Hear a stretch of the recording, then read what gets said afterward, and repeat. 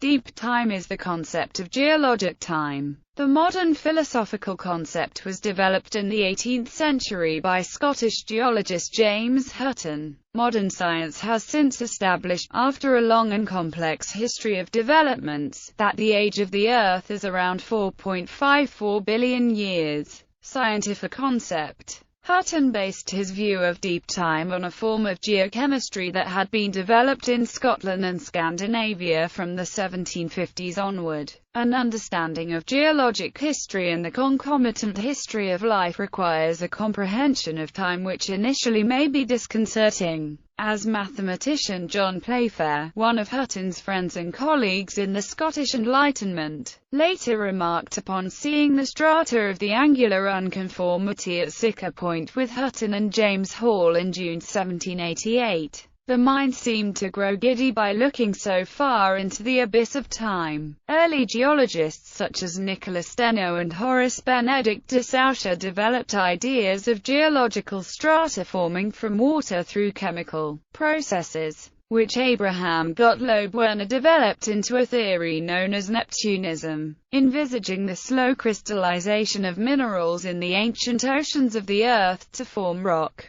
Hutton's innovative 1785 theory, based on Plutonism, visualized an endless cyclical process of rocks forming under the sea, being uplifted and tilted, then eroded to form new strata under the sea. In 1788, the sight of Hutton's unconformity at Siccar Point convinced Playfair and Hall of this extremely slow cycle, and in that same year Hutton memorably wrote, "We find no vestige of a beginning, no prospect of an end." Other scientists such as Georges Cuvier put forward ideas of past ages, and geologists such as Adam Sedgwick incorporated Werner's ideas into concepts of catastrophism. Sedgwick inspired his university student Charles Darwin to exclaim, "What a capital hand is Sedgwick for drawing large checks upon the bank of time." In a competing theory, Charles Lyell in his Principles of Geology developed Hutton's comprehension of endless deep time as a crucial scientific concept into uniformitarianism. As a young naturalist and geological theorist, Darwin studied the successive volumes of Lyell's book exhaustively during the Beagle Survey voyage in the 1830s,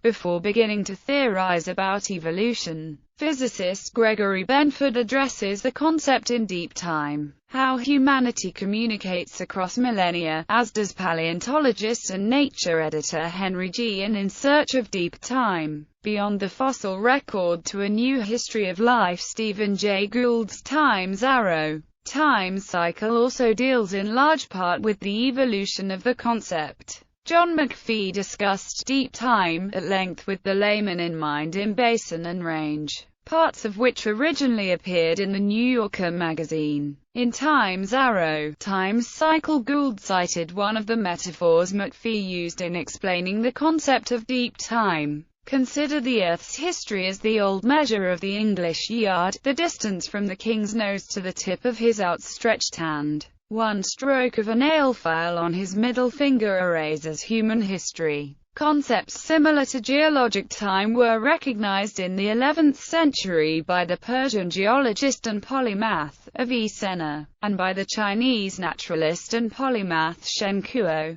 The Roman Catholic theologian Thomas Berry explored the spiritual implications of the concept of deep time. Berry proposes that a deep understanding of the history and functioning of the evolving universe is a necessary inspiration and guide for our own effective functioning as individuals and as a species. This view has greatly influenced the development of deep ecology and ecophilosophy. The experiential nature of the experience of deep time has also greatly influenced the work of Joanna Macy and John Seed. H.G. Wells and Julian Huxley regarded the difficulties of coping with the concept of deep time as exaggerated. The use of different scales is simply a matter of practice, they said in The Science of Life. We very soon get used to maps, though they are constructed on scales down to 100 millionth of natural size.